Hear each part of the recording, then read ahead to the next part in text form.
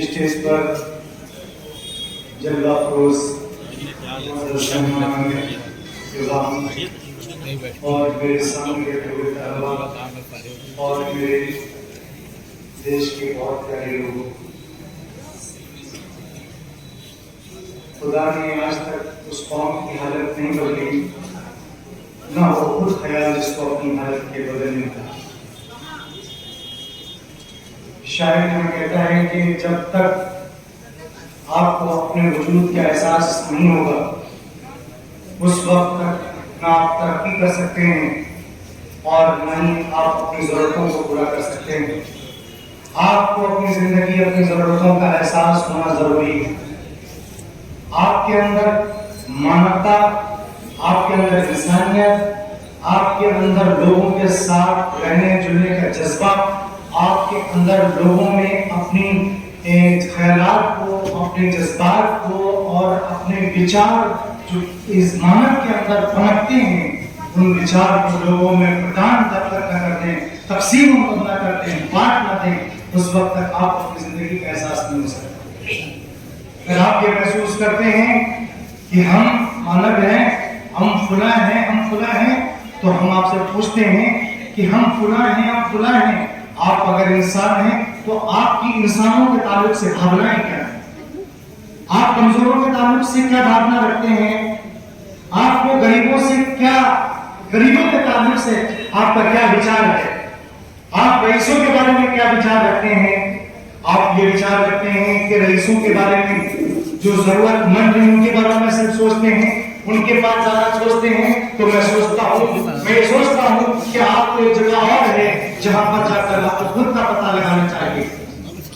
और मैं पूरे यकीन के साथ ये बात कह सकता हूँ कि अगर आपको अपनी जिंदगी का सुराग लगाना है तो आपको अपने कमजोर लोगों के करीब जाना होगा। और आपको अगर तरक्की करना है तो फिर आपको सबसे पहले अपने कमजोर पॉइंट पर तवज्जो देनी होगी। अगर आपने अपने कमजोर पॉइंट पर तवज्जो नहीं दी, अपने कमजोर वीक पॉइंट को मद्देनजर नहीं रखा, तो आप ठोकर खा के गिर सकते हैं, आप चढ़ाई चढ़ने के बाद भी गिर सकते हैं। ऐसे ही हमारा छोटा समाज है, हम इस पर तवज्जो नहीं देंगे, हमारा देश तरक्की नहीं कर सकता है। हम तरक्की चाहते हैं कि हम इसको सोने की चिड़िया बनाएं, तो सबसे पहले हमें उन नंगों और भूखों को खाना खिलाकर खुशी की मुस्कुराहट देनी पड़ेगी, जिससे हम कह सकेंगे कि मेरा भारत सबसे महान है। मैं यूं तो कहूंगा, मुझसे कहेंगे लोग, तो मैं कहूंगा मेरा भारत महान है, लेकिन जब मैं फुटपाथ पर जाकर देखूंगा कि मेरी माएं और बहनें, मेरे बच्चे, नौजवान, नई पीढ़ी फुटपाथ पर सो रही है पन्नी ओढ़े, तो मैं कैसे कह दूं कि मेरा भारत महान है? तो इस महान भारत में वो महान लोग कौन हैं जिसकी वजह से भारत महान है? भारत महान तब होगा जब हम हर नंगे को कपड़ा दे देंगे। भारत महान तब होगा जब हम भूखे को खाना खिला देंगे। और इंसान महान तब होगा जब अपने पड़ोसी को देख लेगा, उसकी बीवी बच्चों को, उसके रिश्तेदारों को और उससे रिलेटेड जिम्मेदारियों को, जो एक मानव को हमेशा जरूरत पड़ती है। दवा, तालीम, इसके ताल्लुक से आपको गौर करना होगा कि मेरे समाज में रहने वाले लोग तालीम के मैदान में आगे हैं, नहीं है? अगर नहीं है तो क्यों नहीं है? उसका रीजन क्या है? उनकी गफलत है या उनका फाइनेंशियल दिक्कत है, जिस पर आपको हमको मिलकर तवज्जो देनी पड़ेगी। और आपको मालूम है कि पूरा बीमार है, कहीं कैसे दिखा नहीं है, तो अच्छे डॉक्टर का इंतजाम क्यों नहीं करता? तो अच्छे डॉक्टर के पास क्यों नहीं जा रहा है? क्या वजह है? वो मर जाना चाहता है या उसके साथ फाइनेंशियल दिक्कत है? आपको दोनों चीजों पर विचार करना होगा। और जब ऐसा हो जाएगा, जब दूसरों की जरूरतों को समझेंगे, तो हम सब मिलकर कहेंगे कि मेरा भारत सबसे महान है। भारत को बनाने के लिए हमें आवाम की जरूरत है। इस देश को बनाने के लिए हमें आपकी और मिलकर सबको साथ लेकर चलने की जरूरत है। भारत महान हेडिंग से नहीं बनेगा, हमारा भारत महान लोगों की सुर्खियों से नहीं बनेगा, मीडिया की जुबान से नहीं बनेगा। जब जमीन पर महल बनेगा, जमीन पर मकान बनेगी, आपस में प्रेम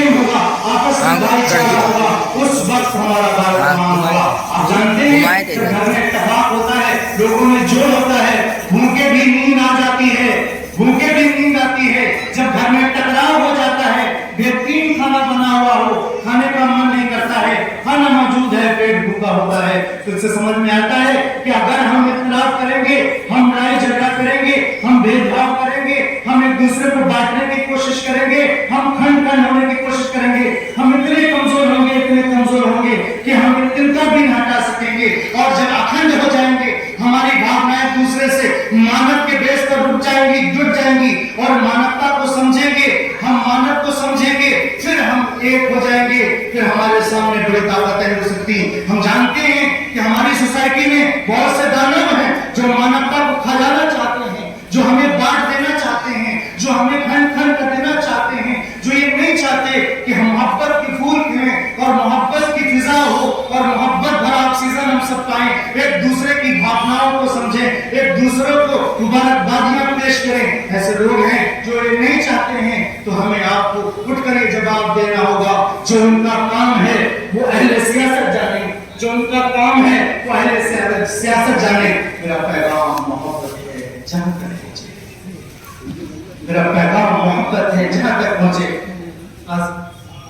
अली मुश्ताक अहमद साहब प्रतापगढ़ी रहमतुल्लाह अलैह, जिनके बारे में मैंने सुना, उनकी खिदमत, उनके नजरियात, उनकी कौम के ताल्लुक से फिक्रमंदी, उसको देखता हूँ। और दूसरा आलिया क़याम इंसानियत फोरम के बैनर को देखता हूँ, उसमें हजरत मौलाना अली रहमतुल्लाह अलैह की वसी फिक्र और मानवता को जोड़ देना और अपने दिल की हर कहानी सुना देने का हमेशा जज्बा रहता था। और उसी दरमियान में जो हमारे स्टेज पर बड़े लोग बैठे हैं, जो इसके पैगंबर हैं, जो इस बात को कहना चाहते हैं कि हमें मानव की हैसियत से, मानव होने की हैसियत से हमें एक साथ रहना है, इंसानियत की बेस पर हमें सबको एक साथ रहना है।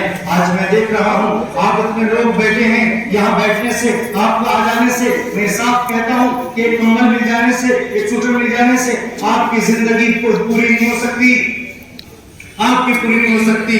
तो अगर आपको कंबल पहुंचाना मकसद होता तो आपके घर में भी टोकन पहुंचाया गया, कंबल पहुंचा दिया जाता। लेकिन यहाँ आपको बुलाने का मकसद ये है, ये एहसास दिलाने का मकसद ये है, जो बिल्डिंगों में रहते हैं वो तुम्हारे दर्द को समझते हैं, और जो आप यहाँ बैठे हो, तुम्हारा दर्द हमारा दर्द सेम है। भूख आपको भी लगती है, भूख हमें भी लगती है, प्यास आपको भी लगती है, प्यास हमें भी लगती है। और मैं आगे से तेरी बात कह दूं, प्यास हिंदू की भी पानी से बुझती है, प्यास मुसलमान की भी पानी से बुझती है, प्यास ईसाई की भी पानी से बुझती है, और प्यास सिख की भी प्यास पानी से बुझती है। और पानी का एक रंग है और पानी एक है, लेकिन हम अनेक हैं।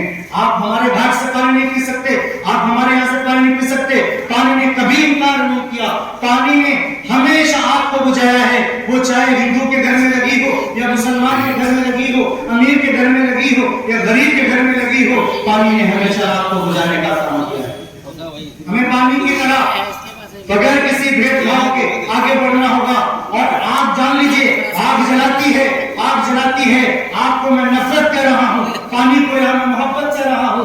आपने कभी ये नहीं देखा ये हिंदू का घर है, ये मुसलमान का घर है तो जला दिया जाए, हिंदू का घर बचा लिया जाए या हिंदू का घर जला दिया जाए और मुसलमान का बचा लिया जाए। आग ने कभी इस पर कॉम्प्रोमाइज नहीं किया।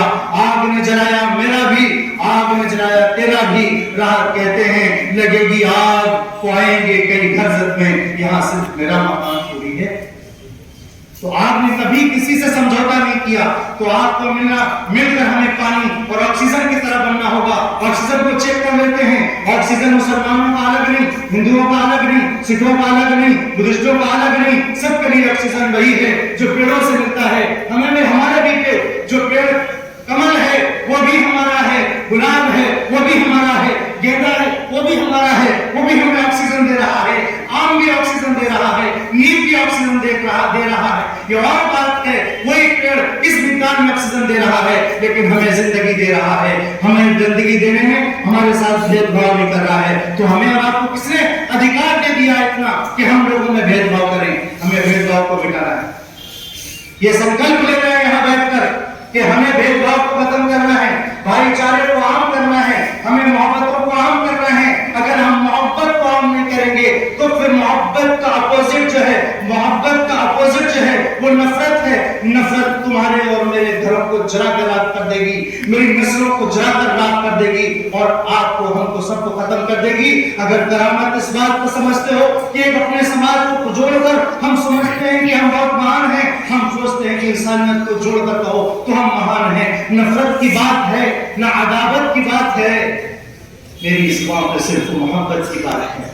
जब भी बात करो इस लहजे में बात करो, मोहब्बत की बात, नफरत की बात है, न अदावत की बात है, मेरी जुबान पर सिर्फ मोहब्बत की बात है। और तुम अपने अपनी बिरादरी को जोड़ रहे हो तो मैं ये कहता हूं, इस दौरे इंतशार में आपस की दुश्मनी, इस दौरे इंतशार में आपस की दुश्मनी दीवार नफरतों की गिराव की बात है, दीवार नफरतों की गिराव की बात है।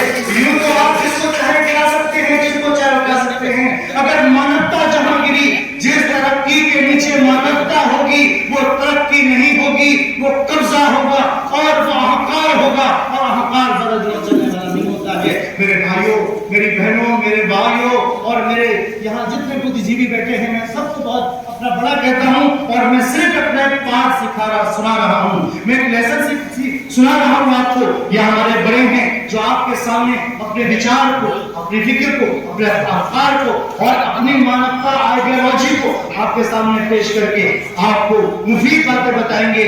मैं तो क्या हूँ, अभी मैं कितने मकतब हूँ, न वाइज हूँ, न फरजाना सदा दिल में गूंज रही है, सुना दूं हक का परवाना। तो ये हक का परवाना क्या है? हमारे अंदर मानवता जागनी चाहिए। तो हम सब मिलकर यहाँ बैठे हैं। एक बार मैं आप सबसे निवेदन करता हूँ, आपसे मैं दरख्वास्त करता हूँ, अपील करता हूँ कि आप एक बार मुट्ठी बांधकर हाथ ऊपर करके ये बात कहेंगे कि हम अपनी गलियों में, अपने घरों में, अपने समाज में मोहब्बत को आम करेंगे इंशाअल्लाह। हाथ उठा के कहेंगे। अगर मेरी बात आपको अच्छी लगती है और मानवता के लिए है तो आप हर कर लिए बात कहें। हम अपनी गलियों में, अपने घरों में, अपने किचन में, अपने बेडरूम पर हर जगह मोहब्बत से पेश आएंगे। ना दो भाई लड़ेंगे, ना दो मजहब वाले लड़ेंगे, ना दो बिरादरी वाले लड़ेंगे, लड़ने वाले कोई और होंगे। हम प्रेम से रहे हैं, प्रेम से रहेंगे और ये शेर कहेंगे, नफरत की बात है, ना दावत की बात है, मेरी जुबान पे सिर्फ मोहब्बत की बात है। इस दौर में इंतशार में आपस की दुश्मनी दीवार नफरतों की गिरावट की बात है। एक बात है